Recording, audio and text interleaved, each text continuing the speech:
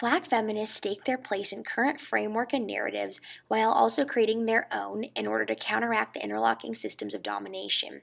The interlocking systems of domination are hegemonic systems that are ever intertwining and that are inseparable from one another. These include patriarchy, heteronormativity, white nationalism, the church, Christendom, Euro-white supremacy, and imperialist corporate capitalism.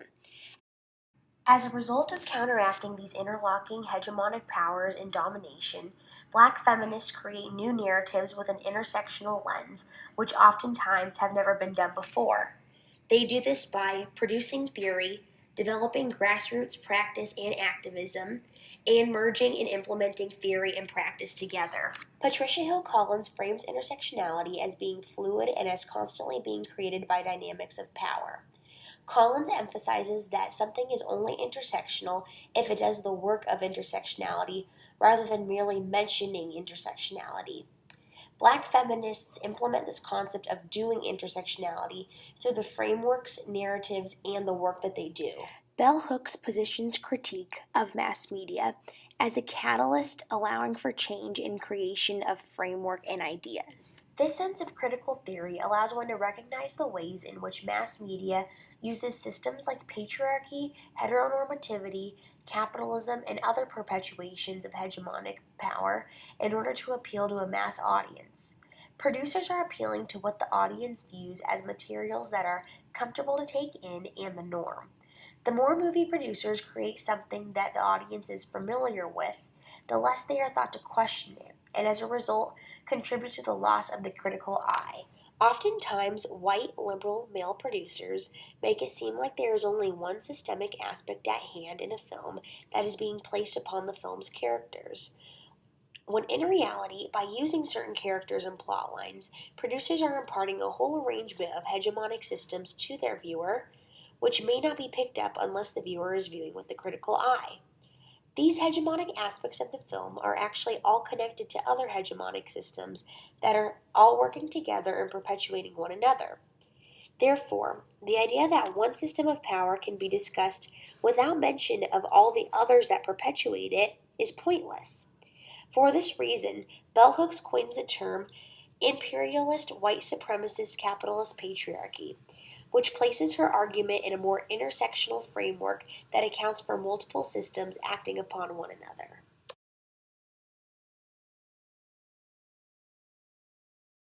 You get equal pay for equal work. We were way ahead.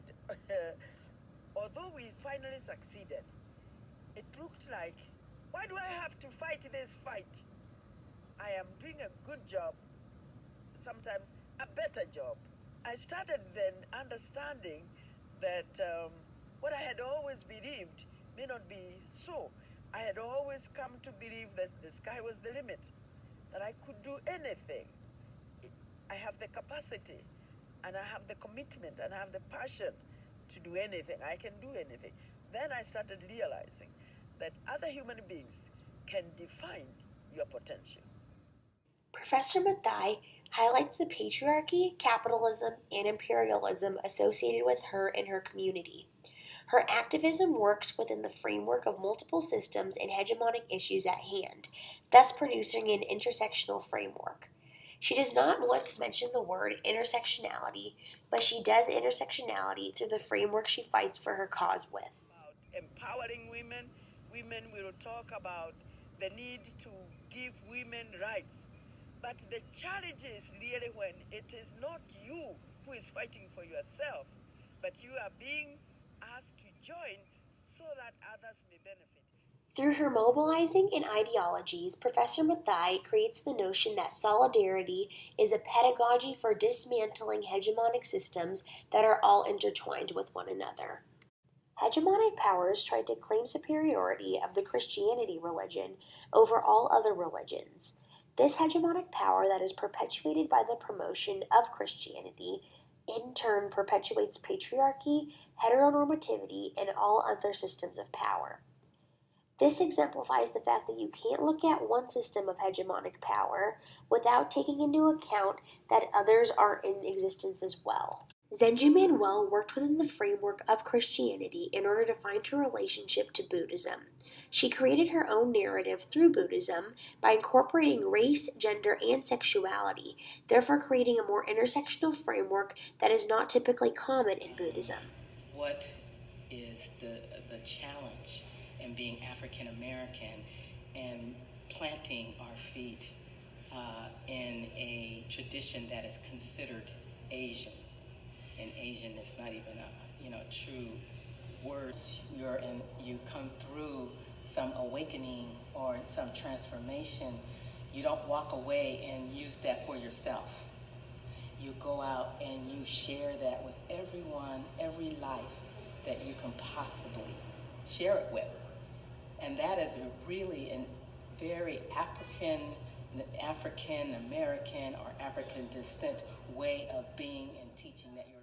Zenju Manuel reinstates Matai's narrative, along with the narrative of many other black feminists, of solidarity.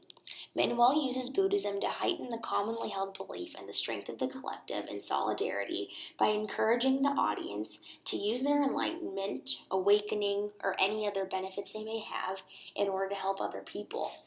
Zenju Manuel also merges Buddhism and the black feminist concept of solidarity through her creation of the Black Angel cards.